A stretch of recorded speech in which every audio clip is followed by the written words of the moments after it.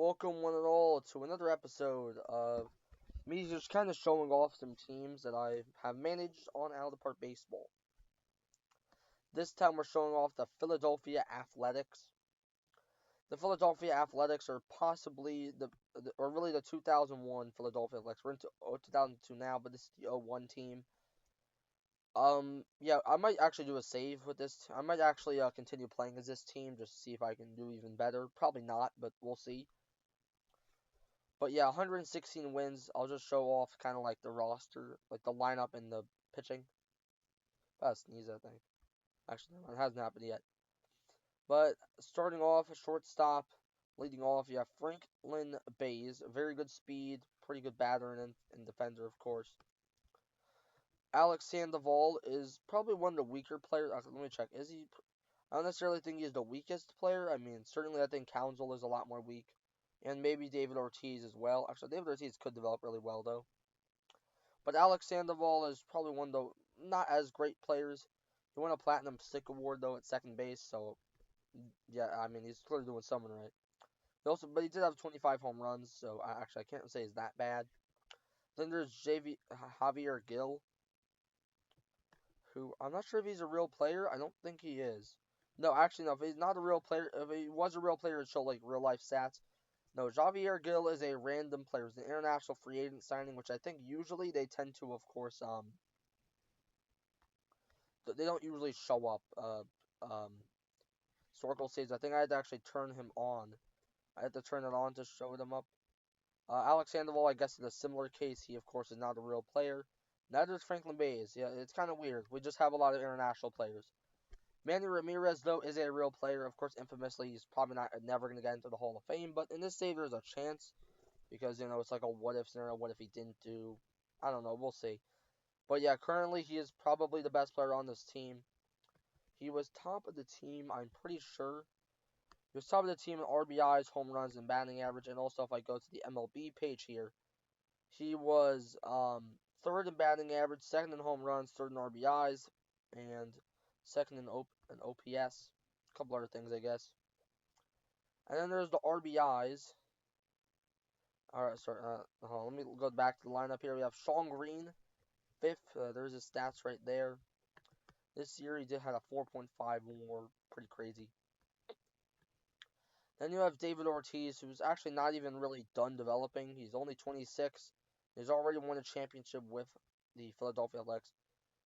You'll notice that we didn't win a championship. I'll show you guys that in a moment. But Darren Erstad,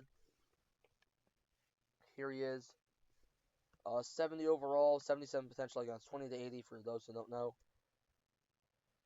And he ended up, I'm pretty sure, winning in this year. He didn't win anything this year except for, of course, the whatever the hell that is.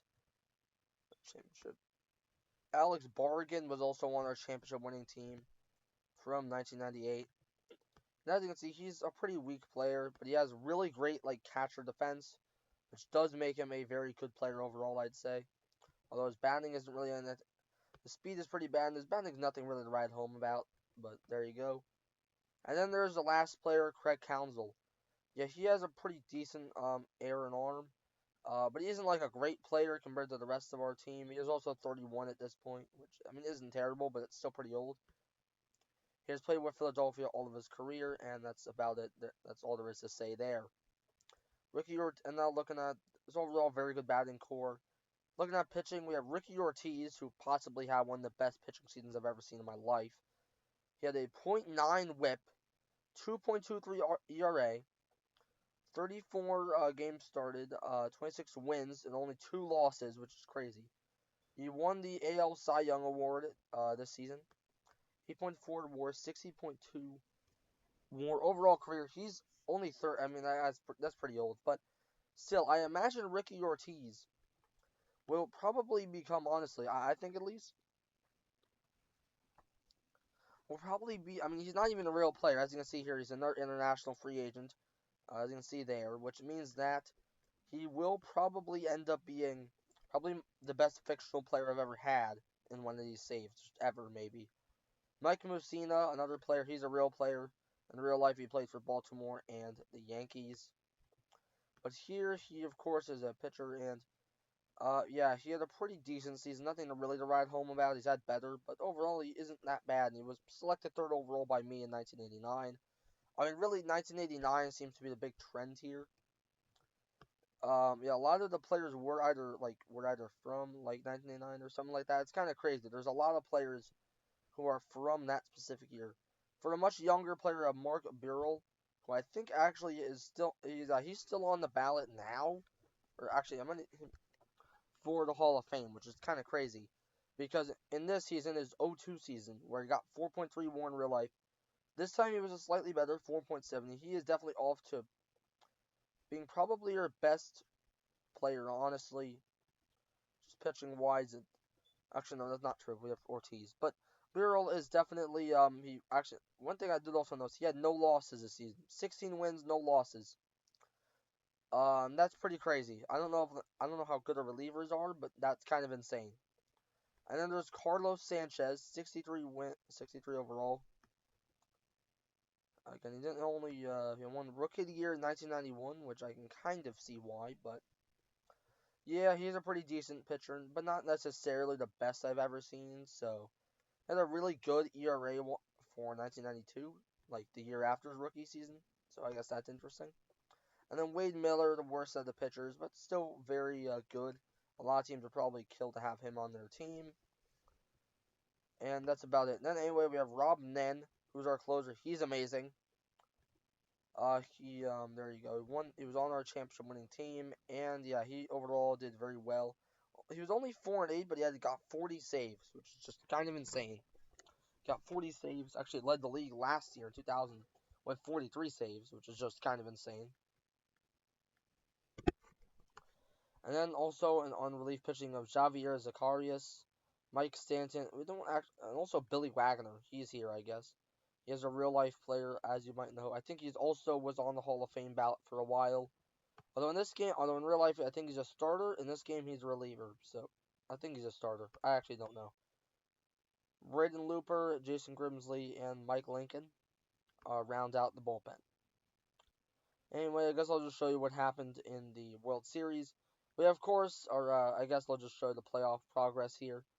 We won 116 games, which is, I think, I'll actually show you that first. History index, leaderboards. We are actually, if I can just pull it up, hopefully, somewhat quickly here. We are the winningest team in MLB history. 116 wins in 2001, and that's 8 wins above the next best team, which was our 1998 squad, who actually, I think, won the World Series. So that's something, I guess. So yeah, Seattle Emeralds were the next best in 1995. Overall, we are definitely entering a pretty unprecedented era. We have a look at the top 3, I think, in the NL. It's a pretty similar thing. 2 of them were in the 90s or 2000s. The other one was the 1983 New York Giants, who were also very, very good. But actually, the second best, I'm pretty sure, yeah, no, the second best team was in the previous season in 2000, with the Cincinnati Nationals getting 112 wins off the back of, let's look here, off the back of Nomar Garcia-Parra, Luis Gonzalez, Jeff Cirillo. Batting wise, let's look at home runs. Any other players I should mention? Oh yeah, and also Brian Giles and Scott Rowland and some other ones, I guess. For the pitching stats, the players that were actually I don't really need to show this all. Brad Radke, but I'll just do it anyways. Yeah, Brad Radke, Frank Castillo. Yeah, a couple other players that were really, really good this year. Although to be fair, there honestly wasn't that many players I'd really consider great. Brad Radke was the best starter, which is weird because I honestly have never heard of him in real life. He was only in 19, which is funny because I've honestly never heard of him in real life. In real life, he had 39.3 WAR in total, which actually isn't really that shocking. I guess I think he was around at the same point. Yeah, at the same point around here, he was in his peak. But anyways, we'll just look at the playoffs, and as you will see, yeah, the Cubs won against us. Their team didn't even have 100 wins; they had 99. Still a very good team, I'd say. We ended up, which I was actually worried about because it took us until Game 7 to defeat the Colorado Mooseheads, which is insane because they have A-Rod, they have, I think, like, Matt, they have this guy, another international, no, he's a real player. He was apparently, yeah, he only got 50 WAR in real life. I mean, this one he's already at 10 with, like, actually, I don't know how many was he in real life. Actually, he was a little bit better probably in real life. I don't know. But anyways, yeah, and then there's A-Rod had 174 RBIs, which is just kind of insane to me. Like, that's pretty insane from what I've seen. I mean, who was second place to him? Unless, did he win it? I mean, that would be interesting if he didn't. No, yeah, he was like 50 above the next guy, Todd Helton, with 124. Like, that's genuinely crazy to me. And then in the World Series, we of course lost to to the Cubs, 6 games. We the final game, yeah, a lot of this wasn't real. We defeated them actually in the first game. Then we lost 2 pretty close. So I guess theoretically we should have maybe even knocked them out in 4, but it wasn't really meant to be. And then they ended up winning 2 games here.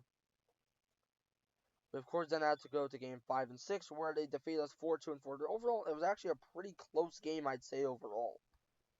Like we didn't necessarily do that badly, honestly. But yeah, we just got pretty unlucky in a couple games. I will maybe upload the highlights for some of our winning games. Like I might upload the highlights for all the games. I don't know. Maybe I will. Probably won't. Wait, is it actually called that? Why? I'd say Jefferson Street. Jefferson Street grounds. Oh, I think I might have named the stadium that. I don't know exactly why, but. Or did I even name this? Mostly, by the way, I didn't even name the stadium. I guess maybe did the game do that? I know sometimes the game can like. Is Jefferson okay? I might search this up after I'm done, but yeah, overall, I guess that's it. There's not really much else to say. I might just show all the home runs we hit. We hit one with Manny Ramirez, a 1-runner. And you also have Bays and Ortiz hit 1. And then Gill, he hit actually, I think 3 or no, they 2. I don't know. It might have just been a 2-runner. I actually don't know, but yeah, 3. I think I don't know. Oh no, I think it was just 2. I think it was just a 2-runner. Yeah. And then Manny Ramirez hit 1 there. However, in the end, the series MVP went to Frank Catalanoto. And yeah, that's gonna be about it for today's video. That's about it. And goodbye, you all. Goodbye.